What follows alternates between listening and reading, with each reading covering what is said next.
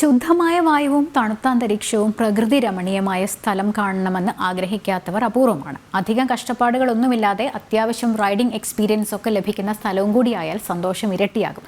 ഈ പ്രദേശത്തിന്റെ പേര് പോലും കൗതുകമുണർത്തുന്നതാണ്. വിനോദസഞ്ചാരികളുടെ ശ്രദ്ധാകേന്ദ്രമായിക്കൊണ്ടിരിക്കുന്ന മലയോര വിനോദസഞ്ചാര കേന്ദ്രമായ ഇലവിഴ പൂഞ്ചിറയുടെ വിശേഷങ്ങളാണ് ഇനി GK വിവേക് തയ്യാറാക്കിയ റിപ്പോർട്ട് കാണാം. ലോകത്തിലെ തന്നെ ഏറ്റവും സുന്ദരമായ ഭൂമി, ആരുടെ ശല്യമില്ലാതെ ഏറെ നേരം സ്വസ്ഥമായി ഇരിക്കാൻ ഒരിടം. അവിടേക്കാണ് ഇന്നത്തെ നമ്മുടെ യാത്ര.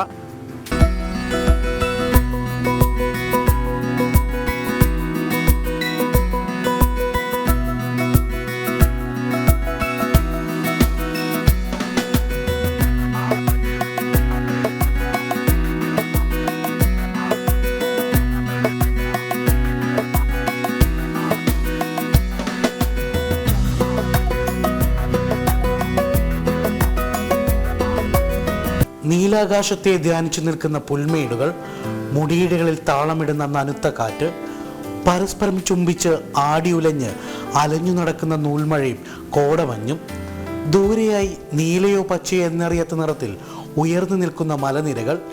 ഇലവിഴ പൂഞ്ചിറയെക്കുറിച്ച് എത്ര വർണ്ണിച്ചാലും തീരില്ല. അത്രയ്ക്കും സുന്ദരിയാണ് ഈ മലയോര പ്രദേശം. അതുകൊണ്ട് തന്നെ കുറച്ചു നാളുകളായി സഞ്ചാരികളുടെ പ്രിയമിടമായി മാറിയിരിക്കുകയാണ് ഇവിടം. ഞങ്ങൾ ഉച്ച ആകുമ്പോഴത്തേക്കും പോകാന്നുള്ള രീതി വെയിലാവുന്നിടത്ത് ഇലവിഴ പൂഞ്ചിറയ്ക്ക് വന്നാണ്. യൂട്യൂബിലൊക്കെ കുറേ വീഡിയോസ് കാണാറുണ്ടായിരുന്നു. അങ്ങനെ കയറി വന്നത് ഇലവിഴ പൂഞ്ചിറയിലോട്ട്.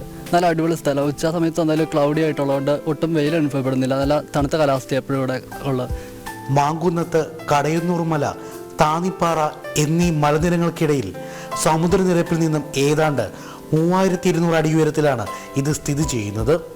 ഇടുക്കി ജില്ലയിലെ തൊടുപുഴയിൽ നിന്നും 20 കിലോമീറ്റർ യാത്രയാണ് ഇവിടേക്ക്. തൊടുപുഴയിൽ നിന്നും മൂലമറ്റം ഭാഗത്തേക്ക് സഞ്ചരിച്ച് കാഞ്ഞാർ ഗ്രാമത്തിലെത്തി അവിടെ നിന്നും വലത്തോട്ട് 7 കിലോമീറ്റർ സഞ്ചരിച്ചാൽ ഇലവിഴ പൂഞ്ചിറയിലെത്താം. ഇവിടെ നിന്നും ജീപ്പുകളുണ്ട്. പാലായിൽ നിന്നും ഇലവിഴ പൂഞ്ചിറയിലേക്കും എത്തിച്ചേരാവുന്നതാണ്.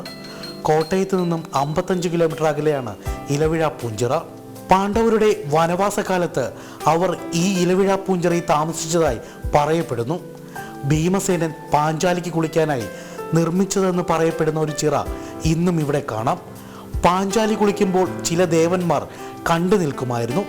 ഇത് ശ്രദ്ധയിൽപ്പെട്ട ഇന്ദ്രൻ അവരുടെ കണ്ണുകളിൽ നിന്നും പാഞ്ചാലിയെ മറച്ചു പിടിക്കാനായി പുഷ്പങ്ങൾ നിറഞ്ഞ മരങ്ങളുമായി 3 മലകൾ സൃഷ്ടിച്ചുവെന്നും പറയുന്നു. എന്നാൽ ചിറയുള്ള ഈ പ്രദേശത്ത് വൃക്ഷങ്ങളൊന്നും തന്നെ ഇല്ലാത്തതിനാൽ ഇലകൾ വീഴാൻ സാധ്യതയില്ലാത്തതിനാലാകാം ഇലവിഴ പൂഞ്ചിറ എന്ന പേര് വന്നത്.